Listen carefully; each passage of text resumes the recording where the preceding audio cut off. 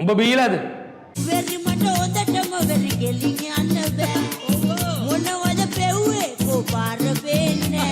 ඉකෝන් වලට අනුව බොන්නේ කොහොමද? මත්පැන් සහ දුම් වැටි වලට අපි ආර්ථික විද්‍යාවේදී කියන්නේ අවගුණ භාණ්ඩ කියලා. අවගුණ භාණ්ඩ කියන්නේ පරිභෝජනයේදී ඍණ බාහිරතා පවතින භාණ්ඩ. උදාහරණයක් ගමු. හිතන්න පුද්ගලයෙක් මත්පැන් පානය කරනවා. ඒක එයාට ජොලි වුණාට එයා මත්පැන් පානය කරලා හූ කියනවා, ගෙවල් වලට ගල් ගහනවා, මිනිස්සුන්ට කුණු අරපෙන් බනිනවා, රණ්ඩු කරගන්න යනවා, වමනේ දානවා. එයාගේ පරිභෝජනය අනිත් අයට කරදරයි. පරිභෝජනයේ ඍණ බාහිරතා පවතින භාණ්ඩ, අවගුණ භාණ්ඩ. අවගුණ භාණ්ඩවල ලක්ෂණය තමා පෞද්ගලික ප්‍රතිලාභ වලට වඩා සමාජ ප්‍රතිලාභ අඩු වීම.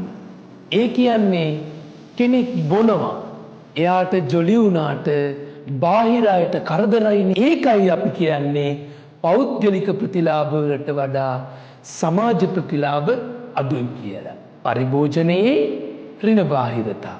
අපි මෙතනට පුළුල්ම සමාජ පිරිවැය වක්‍රයක් දැම්මොත් බිව්වට කමන්නේ ඉකෝන් වලට අනුව.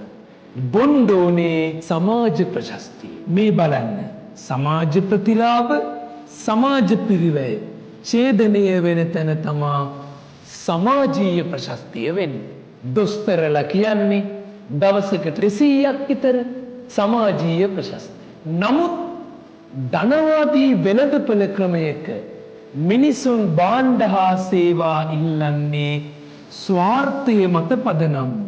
ඒ නිසා මිනිස්සු භාණ්ඩ ඉල්ලනකොට ඉල්ලන්නේ පෞද්ගලික ප්‍රතිලාභ බලලා නිසා. සමාජීය වශයෙන් ප්‍රශස්ත මට්ටමට වඩා වැඩි පරිභෝජනයක්, එහෙම නැත්නම් අධි පරිභෝජනයක් සිද්ධ වෙනවා.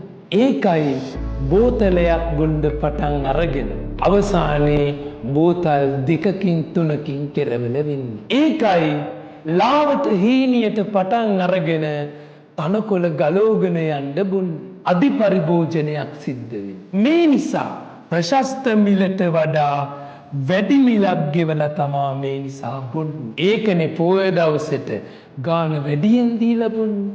ඒකනේ රෑ 10ට තැන් වැහුවට පස්සේ 10න් පස්සේ බ්ලැක් මාකට් එකෙන් අරන් බොන්නේ. අවගුණ භාණ්ඩවල තියෙන්නේ ප්‍රශස්ත මට්ටමට වඩා අධි පරිභෝජනය. ඒක වළක්වන එක තමා රජයේ කාර්යභාරය. ඒකයි රජය මත්පැන් වලට බදු ගහලා. ඒකයි උදේ 9ට ඇරලා රෑ 10ට වහන්න ඕන කියලා නීතියක් දාලා තියෙන්නේ. ඒකයි ප්‍රසිද්ධ ස්ථානවල බොන එක තහනම් කරලා තියෙන්නේ. ඇයි? අවගුණ භාණ්ඩවල අධි පරිභෝජනය රජය උත්සාහ කරනවා සීමා කරන්න. කොල්ලෝ බීලා ගෙදර ඇවිල්ලා තාත්තට අහුවෙනවා. තාත්තා අහනවා, උඹ බීලාද? තාත්තට කියන්න ඕනේ ඇත්ත. තාත්තේ සමාජීය ප්‍රශස්තිය ගන්න. අධි පරිභෝජනය තමා සීමා කළ යුත්තේ කියලා. ප්‍රශස්ත මට්ටම තමා ගන්න ඕනේ. බුදු තා